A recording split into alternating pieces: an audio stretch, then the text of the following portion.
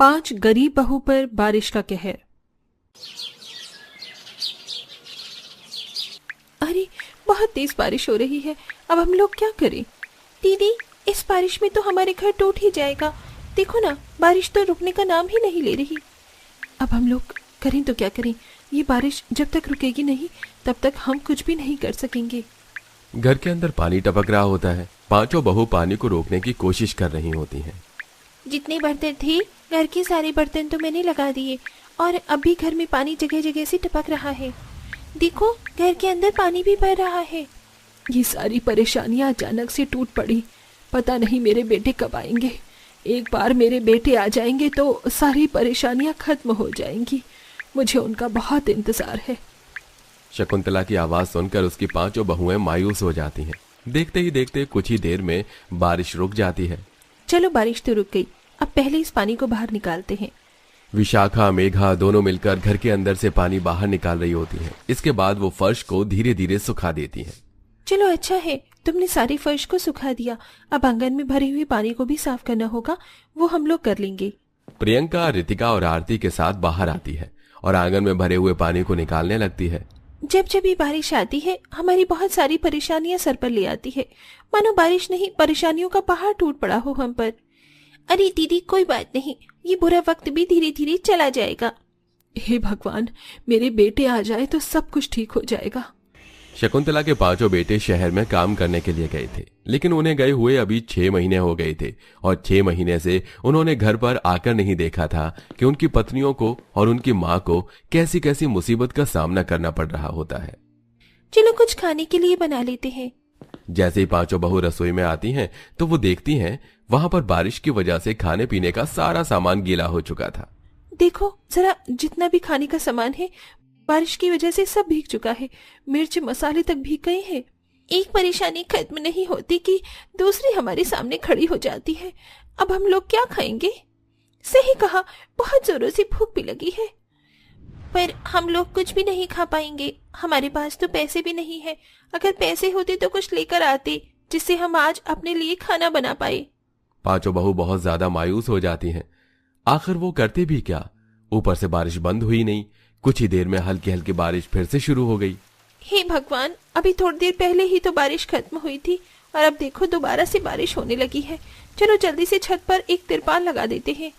हाँ हाँ चलो, नहीं तो फिर अपनी छत दोबारा से टपकने लगेगी। इस तरह पांचों बहुएं मिलकर गरीबी में जैसे तैसे गुजारा करती हैं।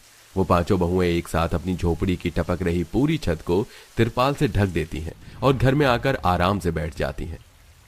2 दिन से हमने खाना नहीं खाया। मुझे बहुत जोरों से भूख लगी है। माँ जी, भूख तो हम सभी को लगी है। मैं पड़ोस की बिमला आंटी के पास जाकर कुछ मांग कर लाती हूँ। इतना कहकर विशाखा हल्की हल्की बारिश में भीगते हुए विमला आंटी के घर जाती है।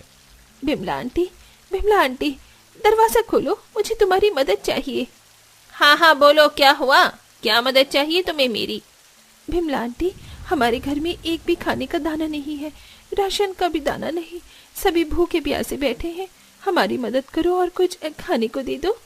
अरे ऐसा क्या हो गया? तुम्हारे घर में खाना तक नहीं है? तुम 5 बहू हो, तुम्हारे मायके से कोई तुम्हारी मदद नहीं करता क्या? बिमला आंटी, हम पांचों तो पहले ही बहुत गरीब परिवार से आए हैं और फिर हमारे गरीब पति बेचारे जब से शहर में गए हैं वापस ही नहीं आए हैं। हमारी सास को इस बात का बहुत गम भी है। आप हमारी आज मदद कर दो, भगवान आपका भला करेगा।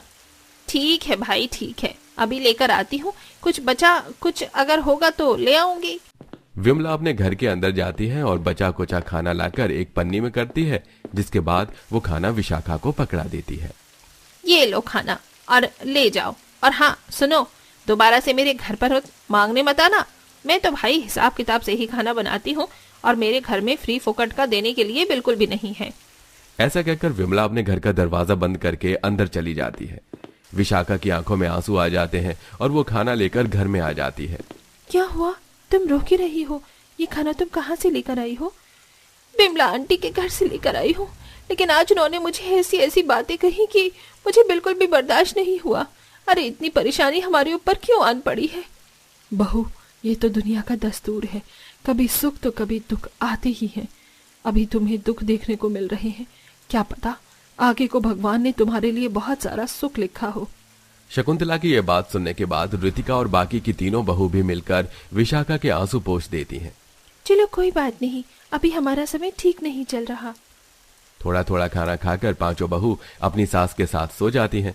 अगले दिन जब सवेरा होता है तो वो देखती हैं कि उनका बिस्तर पूरा गीला हो चुका था और घर के अंदर बारिश का पानी आ चुका था। चारों तरफ पानी ही पानी नजर आ रहा था। हे भगवान, जरा उठो तो सही, ये देखो चारों तरफ पानी ही पानी नजर आ रहा है। मुझे तो कुछ समझ ही नहीं आ रहा, अब हम लोग करें तो क्या करें, सारे बिस्तर भी गीले हो गए हैं। लगता है रात को बहुत तेज बारिश आई होगी, तभी ये सारा पानी आंगन से घर के अंदर आ गया। चलो पानी बाहर निकालते हैं, नहीं तो और नुकसान हो जाएगा। पांचों बहू मिलकर बर्तन ले लेती हैं और उस घर से सारा पानी बाहर निकालने लगती हैं। लेकिन पानी निकालते निकालते मेघा और विशाखा रोने लगती हैं। आखिर और कब तक हमें ये परेशानी सहन करनी होगी? क्या भगवान को हमारी परेशानी दिखाई नहीं देती, या उनकी कृपा दृष्टि हमारे ऊपर क्यों नहीं बरसती? क्या हमने पिछले जन्म में कोई पाप किए थे? रोने से कुछ नहीं होगा, हमें अब नौकरी ढूंढनी चाहिए। अगर हम काम करेंगे तो अपने घर की मरम्मत करवा सकेंगे। घर में खाना भी नहीं है, हमें काम करना ही होगा। तुमने बिल्कुल सही कहा, हमें कोई काम ढूंढना चाहिए। पांचों बहू पानी निकालने के बाद मिलकर बारिश में यहाँ वहां काम ढूंढने जाती हैं। उन्हें एक फैक्ट्री में काम मिल जाता है, जिसके चलते वो पांचों पूरे महीने फैक्ट्री में काम कर करके पैसे इकट्ठे करती हैं और सबसे पहले बारिश से छुटकारा पाने के लिए अपने मकान की मरम्मत करवाने लगती हैं। लेकिन फिर से बारिश इतनी तेज हो जाती है कि घर में लगा सारा सीमेंट बारिश के पानी से बह जाता है। आखिरकार कब तक हमें ये परेशानी झेलनी होगी? तुम लोगों ने कितनी मेहनत करके पैसा लगाया, सारा पैसा पानी में बह गया। शकुंतला फूट फूट कर रो रही होती है। तभी उसके पांचों बेटे शहर से वापस लौट आते हैं। माँ, आप रो क्यों रही हो? देखो, हम पांचों वापस आ गए हैं और हम बहुत सारे पैसे कमा कर लाए हैं। अब आपको और हमारी पत्नियों को परेशानी देखनी नहीं होगी, सारी परेशानी खत्म हो जाएगी। हमें तो पता ही नहीं था कि तुम सब इतनी परेशानियों से गुजर रहे हो। हमारा वहां फोन चोरी हो गया था। हमें वहां ऐसे काम करवाते थे जैसे हम किसी जेल में काम कर रहे हो, और आप लोगों के पास तो पैसे भी फोन नहीं था। बारिश की वजह से गांव वालों के नेटवर्क भी कनेक्ट नहीं हो रहे थे। बहुत मुश्किल से जाकर हरिराम भाई से बात हुई, तब उन्होंने हमें सब कुछ बताया। देखा तुम पांचों ने, अब मेरे बेटे आ गए हैं। अब तुम्हें कहीं नौकरी करने की जरूरत नहीं होगी और ना परेशानियां देखनी पड़ेगी, सब कुछ ठीक हो जाएगा। शकुंतला के पांचों बेटे शहर से आने के बाद पक्का मकान बनवाते हैं और फिर घर में राशन पानी भी डलवा देते हैं, जिससे पांचों बहू जो मन करता है वही बनाकर खाती हैं। किसी को कोई परेशानी नहीं होती और पूरा परिवार खुशी खुशी रहने लगता है।